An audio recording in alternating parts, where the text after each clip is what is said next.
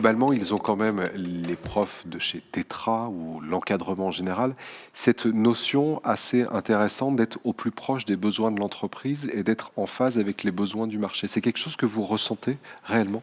Oui, c'est quelque chose qui se ressent réellement parce qu'on a quand même voilà, des professeurs qui nous suivent.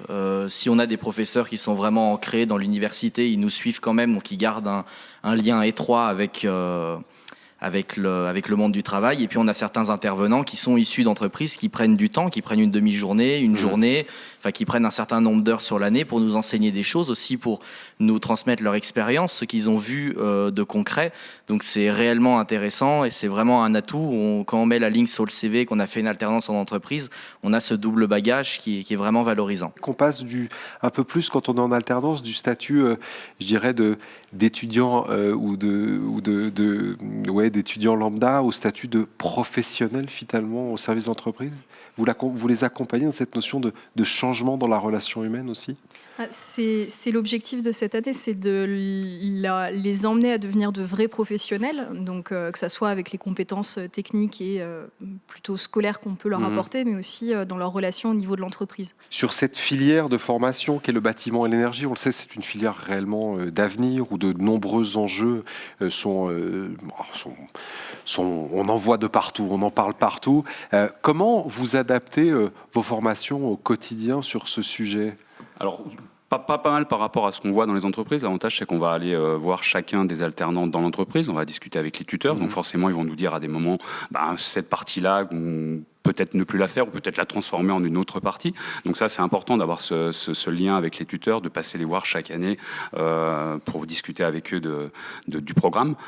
Et puis il y a aussi tous les intervenants industriels qui viennent faire les cours. Donc eux, ils sont très très précieux aussi parce que ils travaillent dans le domaine tous les jours. Et donc c'est souvent tous les 2-3 ans qu'on va changer des modules, les remplacer par des nouveaux. Ça suit aussi pas mal tout ce qui est politique, on va dire, puisque les filières énergie sont dépendantes des décisions politiques. Donc, il faut se tenir à minima à courant de ce qui se passe. Mais l'idée, c'est vraiment de constamment faire évoluer le programme de façon à vraiment coller à ce que demandent les industriels. Sinon, forcément, la licence n'existera plus puisque nos jeunes ne seront plus dans ce que demandent les industriels. Rappelez-nous un peu les grands items et les grands temps de cette année. Alors, les grands items, c'est déjà la rentrée, c'est important. C'est la première fois que nous, on voit les étudiants. Alors, on les a vus en entretien, mais c'est la première fois qu'on les voit tous ensemble. Et souvent, on les voit une semaine et puis après, ils vont partir pour la première fois en entreprise. Donc là, c'est important de leur dire comment se comporter, de bien briefer les choses, parce que certains, c'est la première fois réellement qu'ils vont à l'entreprise. Certains ont un peu peur aussi, donc on les rassure. Donc ça, c'est le premier temps fort, c'est bien sûr la rentrée. Ensuite, vers le mois de décembre, on va contacter tous les tuteurs et on va faire un point sur le projet qu'ils auront effectivement à soutenir à la fin de leur année, pour voir si le projet, déjà, il rentre dans les clous d'une licence mère au niveau diplôme et au niveau compétences à acquérir. Donc ça, c'est vers le mois de décembre. Ensuite, vers le mois de mars, ils ont déjà un pré-document à nous rendre qui va permettre d'établir ce qu'on appelle le CQP, le certificat de qualification paritaire de la métallurgie, c'est un petit plus. Certificat de qualification professionnelle, exactement. Voilà, exactement. Et donc, ce certificat est donné par rapport au projet qu'ils vont défendre. Donc, il faut qu'il y ait toutes les compétences dans le projet. Donc, ils vont nous prendre un pré-projet à ce moment-là.